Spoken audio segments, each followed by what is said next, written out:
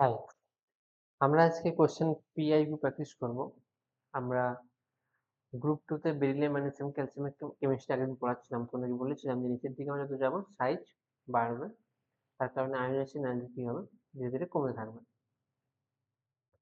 And আর এই একই কারণে কি হচ্ছে না যে অ্যাক্টিভিটি বাড়তে থাকবে।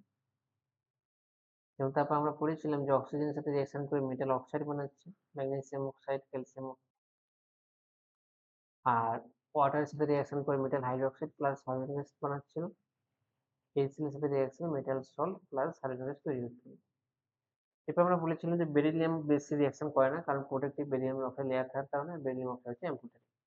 অপরদিকে ম্যাগনেসিয়াম স্টিমের সাথে রিঅ্যাকশন করে ম্যাগনেসিয়াম অক্সাইড এবং হাইড্রোজেন গ্যাস তৈরি করে।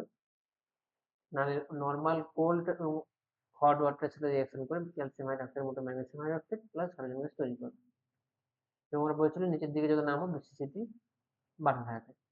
তো এতদূর পর্যন্ত আমরা পড়েছিলাম। আর আরেকটা কথা তোমাদের পড়ানো হয়নি যে বেরিলিয়ামও কিন্তু সিমিলার লিথিয়ামের মতো সেটা অ্যাবনর্মাল বিহেভিয়ার দেখায়। তার কারণ হচ্ছে সাইজ ছোট হওয়ার কারণে এরও হাই পজিটিভ চার্জ ডেনসিটি। এই হাই পজিটিভ চার্জ ডেনসিটির জন্য বেরিলিয়াম কি করে সিমিলার অ্যাবনর্মাল বিহেভিয়ার গুলো দেখায় লিথিয়ামের মতো। ভালো করে বোঝার চেষ্টা করো।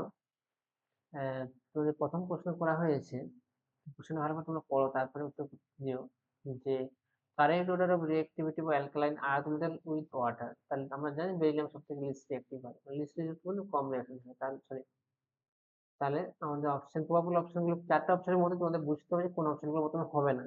এটাকে বলা হয় এলিমিনেশন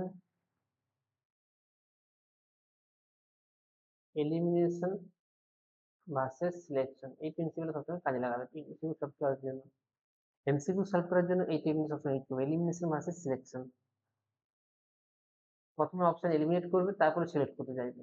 তো বেরিলিয়াম সব থেকে লিস্ট রিঅ্যাক্টিভ হয়, তার জন্য এই অপশনটা হতে পারে, এই অপশন হতে পারে। তাহলে প্রথমে এই দুটো অপশন কাট অফ। তারপর তো আমরা জানি যে বেরিলিয়ামের পরে ম্যাগনেসিয়াম, ক্যালসিয়াম, অর্থাৎ অপশন বি হবে সঠিক অ্যান্সার। এটাতে কতটা কাজ করেছে না, বাট দুটো অপশন কিন্তু কাটার জন্য সঠিক। এবার দেখো বলা হয়েছে which reaction occurs when magnesium reacts with steam। তাহলে দেখো ম্যাগনেসিয়াম হট ওয়াটারের সাথে রিঅ্যাকশন করে আর স্টিমের সাথেও রিঅ্যাকশন করে। তো স্টিমের সাথে রিঅ্যাকশন করে সে ম্যাগনেসিয়াম অক্সাইড বানায়। এর জন্য এটা ইম্পর্টেন্ট হওয়ার জন্যই কোশ্চেন জিজ্ঞাসা করা হচ্ছে পরীক্ষাতে। তাহলে দেখো ম্যাগনেসিয়াম অক্সাইড হবে, সেটাই হবে অ্যান্সার। বুঝতে পারলে? আর যে অপশনগুলো হতে পারে না, যেমন MgO2, এটা কোনোদিন হতেই পারে না। আর আচ্ছা, এখানে ব্যালেন্স করে দেওয়া নেই কোয়েশ্চেনটা। যাই হোক, অপশন বি হবে সঠিক অ্যান্সার। এবার দেখো which of the following correctly represent the nature of oxide of group two element.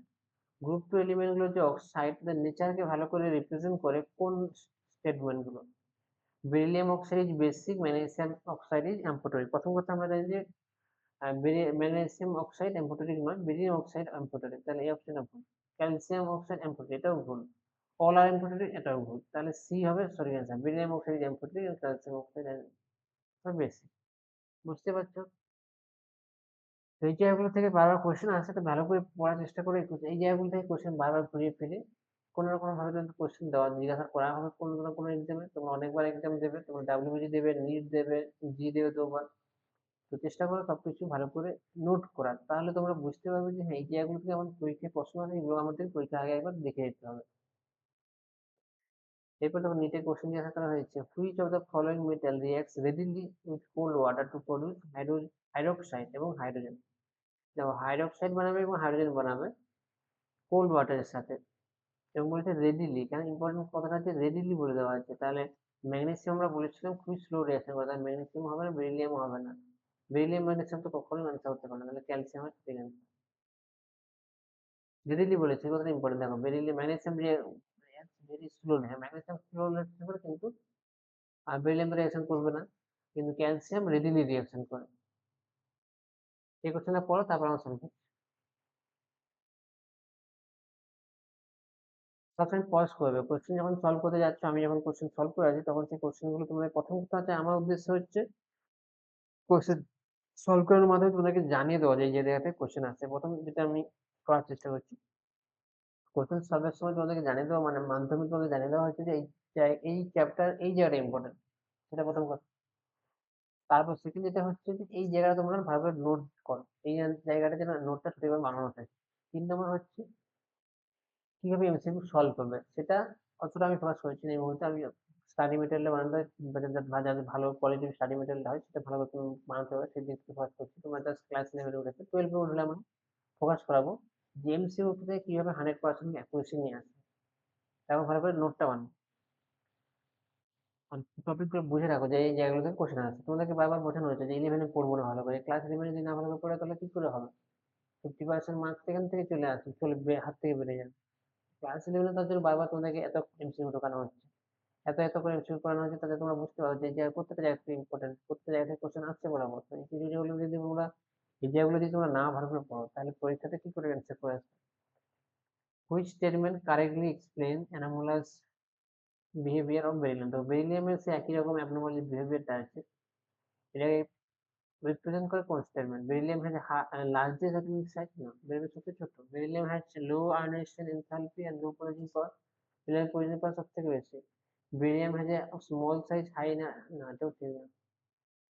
Small size, আচ্ছা স্মল সাইজ এবং high ionisation enthalpy, relatively high ionisation enthalpy and high, দেখো হাই আয়নাইজেশন এনথালপি এটা important না, high polarising পাওয়ারটা important, আর হচ্ছে small সাইজটা important. আর beryllium has highest metallic character, এটা হবে না, অপশন সি হবে সঠিক অ্যান্সার। এবার বলছে which reason correctly represent the reaction of beryllium oxide with sodium hydroxide? Beryllium oxide, দেখো বেরিলিয়াম অক্সাইড হচ্ছে অ্যাম্ফোটারিক, সোডিয়াম হাইড্রোক্সাইড সাথে রিঅ্যাকশন করানো হচ্ছে। সোডিয়াম হাইড্রোক্সাইড কি? সোডিয়াম হাইড্রোক্সাইড হচ্ছে বেস, আর বেরিলিয়াম অক্সাইড হচ্ছে বেসিক, বেসিক, বেসের সাথে রিঅ্যাকশন করবে, ম্যাচের সাথে রিঅ্যাকশন করবে, এটা তোমাকে পড়ানো হয় না। ইনহিবিটর রিঅ্যাকশনের এই রিঅ্যাকশনটা ভালো করে নোট করো। এখানে বেরিলিয়াম অক্সাইড NaOH এর সাথে রিঅ্যাকশন করে এই কম্পাউন্ড তৈরি করবে, এখানে beryllium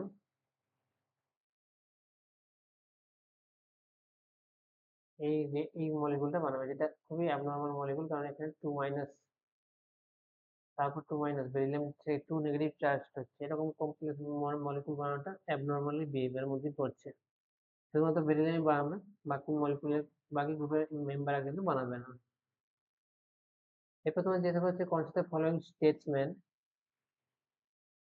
barium does not react with water because of protective layer, correct হবে। Magnesium react with steam to form magnesium oxide পড়েছি। Calcium reacts cold water, calcium hydroxide তৈরি করে। Basic character of group of ingredient গ্রাউন্ডটা group, এটাও সঠিক। তাহলে এখানে সঠিক অ্যান্সারটা হবে অপশন ডি, কারণ 4টা অপশন সঠিক।